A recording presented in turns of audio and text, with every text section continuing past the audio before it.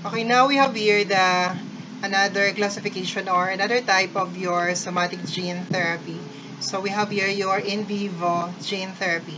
So when speak about in vivo, so mean to say the manipulation, okay, the insertion of your therapeutic gene is being done inside the body of the host. Okay, so this is used here for also for the treatment of the following defective tissues in our body, including your liver, your spleen, your muscles. So almost the same, actually, with your in ex vivo. Only that this one is being carried here out inside the body of the host. Um, we have also here the corrected gene or therapeutic gene here could be delivered inside the body of the host here. It could either be through your vector, the viral vector. Another way would be your physical or non-viral mechanisms. The physical method of delivering therapeutic genes could either be in the form of your mechanical, electrical, we have also your ultrasonic, hydrostatic. You could also have here your laser-based energy. So we have here the advantages of your in vivo gene therapy. So the main advantage of this one, so this is less invasive compared with your ex vivo. It's less invasive kasi isa lang isang process, one process only, one there's only it only involve here one process of injection. So that's when you try to deliver your therapeutic gene here being carried here by the vector. Unlike in your ex vivo, so you take it, then you return that. So dalawang process ng invasive procedure. Okay, the disadvantages, number one, so we have here the non-specific activity of your carrier, your vector, therapeutic gene vectors.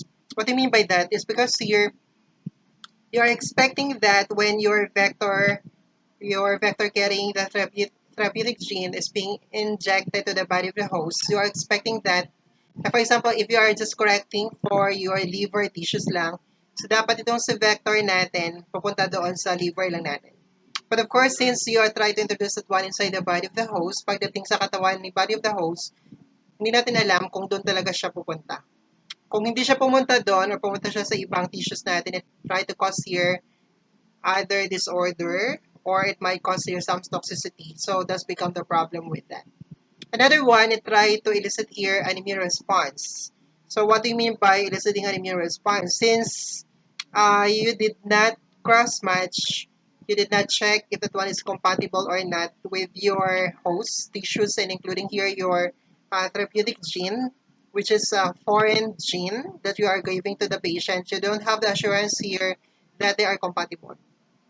Unlike dun sa ex vivo natin, since you take it out the body of the host and try to grow, makikita mo dun mismo kung compatible or hindi. Ito kasi, okay, hindi mo na malalaman kasi it's just up to the body here if that one will be compatible or not. So that will be the possibility. Okay, so that will be the disadvantage. Okay, then we have also here the factors that we need to consider here for the success of your in vivo gene therapy. The first one, we have here the uptake of your therapeutic gene vector of your target organ or tissues. Okay, so you just need here to have an appropriate vector that would allow this vector here to carry your therapeutic gene into the target na tissues. Again, baka hindi siya pumunta doon, so magiging problem siya. Second one, we have here the intracellular degradation. So that will be another problem. So since, okay, so sometimes here, like when you are taking drugs, diba? So, ang problem with that, baka pagdating sa katawan ni patient, hindi pa siya nakarating sa target tissues, na-degrade na siya o nasira na siya. Because of course, your body would have several mechanisms or they have different processes here inside your body that might break up your therapeutic gene in your vector. So, yun ang maging problem. Pag hindi niya na-reach ang target tissues because nasira na siya, so therefore, hindi makokorek ang ating genetic disorders. And third one, we have here expressionability of your target tissues. Ito naman, so okay ang vector, nakarating siya sa target na tissues. And the question now here is, pagdating niya sa target tissues, dapat ang therapeutic gene should coincide with your target na tissues. And then try to express dapat what's supposed to be corrected. Okay, so kung hindi niya although nakarating ang ating vector carrying your therapeutic gene to your target tissues, pero ito sa target tissues, hindi siya compatible with your therapeutic gene, hindi siya nag-express ng normal na products or mean to say hindi siya nako-correct. So it become useless here the entire therapy for that. I just want to clarify that when we speak about the somatic gene therapy, so we are correcting here for the damaged tissues organs which are already mature, which are already nasa tao na siya mismo. Okay, unlike in your germ cell line, gagawa ka pa lang ng tao. So, i-manipulate mo yung gene bago makagawa ng tao. Ito kasi sa somatic gene therapy natin, so try to correct here for the problem would have already on the developed organ or tissues already in the body of the patients. Okay, the next one we have here your germline gene therapy. So for the germline gene therapy here, so again, that's what I'm saying. So this one is a process whereby you try to manipulate here or try to create a human by manipulating here the sex cells, the sperm cells, and the egg cells. Okay, so this one, so that's why here, this will help here eventually the corrected na gene could eventually be transferred here from one generation to the next because of that. And then that's able to treat here your familial genetic disorders within a family line. Okay, so again, this is not done in the human because of course here we are not after the human cloning, gene manipulation of that, creating a superhuman, or you call it one as your architecture human because of ethical consideration. So this germline gene therapy here is not for the treatment of your non or not for the treatment of your non-diseases. It's not used for the cosmetic purpose or for aesthetic purpose, but rather only for the treatment of some of your medical conditions dapat. Okay, so we have here some of the application of your germline gene therapy. The first one we have here for the treatment of baldness. So since na like your father for example or within the family lines, so mayroon kayong baldness na characteristics, then gusto mo anak mo hindi magkaroon ng baldness, so try to manipulate the genes bago pa rin siya ipanganak. Okay, by giving here your by your transferring gene here in the follicle cells. Another one, you could also have gray here person. We're having here matangkad. So increasing the body size here by giving human growth hormone gene. Another one is increasing the muscle mass by using dystrophin gene.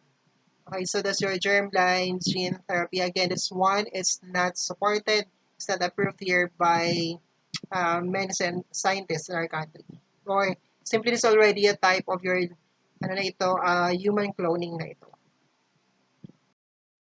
Okay, then we have here the problems associated with your gene therapy.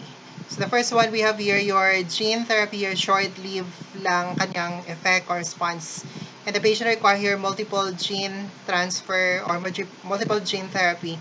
And multiple gene therapy here would not able here to be tolerated by the entire body of the patient. Sobrang invasive nito, so baka hindi kakayanan ng patient. So, okay, magiging patient, sakitin ng patient natin. Okay, another one, so once the immune system here become low or immunocompressed because of your immunosuppress, because of your gene therapy, it might further aggravates your diseases. It might further advance your diseases. Another one, we have here disruption in your viral vector may disrupt here the viral gene. So that might cause toxicity to their body. It might alter your immune in your inflammatory response.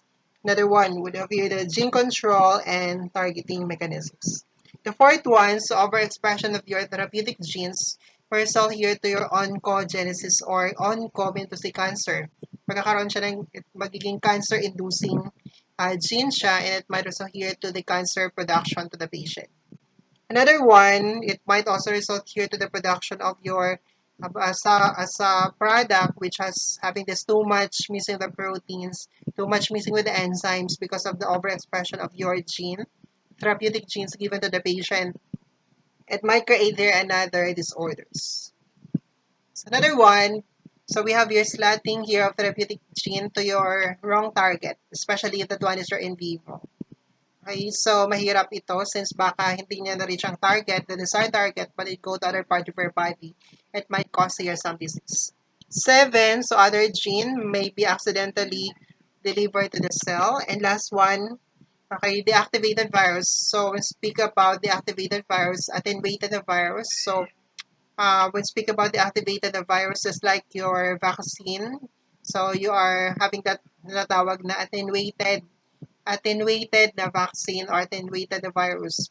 Just try to reduce the virulence of that in order for that not to get infection here to the host. But of course here anything could happen. So it might be your deactivated virus here. Instead na deactivate mo since you are introducing a virus to the body of the patient, it might cause here some disease associated with that. Okay, so that's all for this gene therapy natin. Okay, thank you.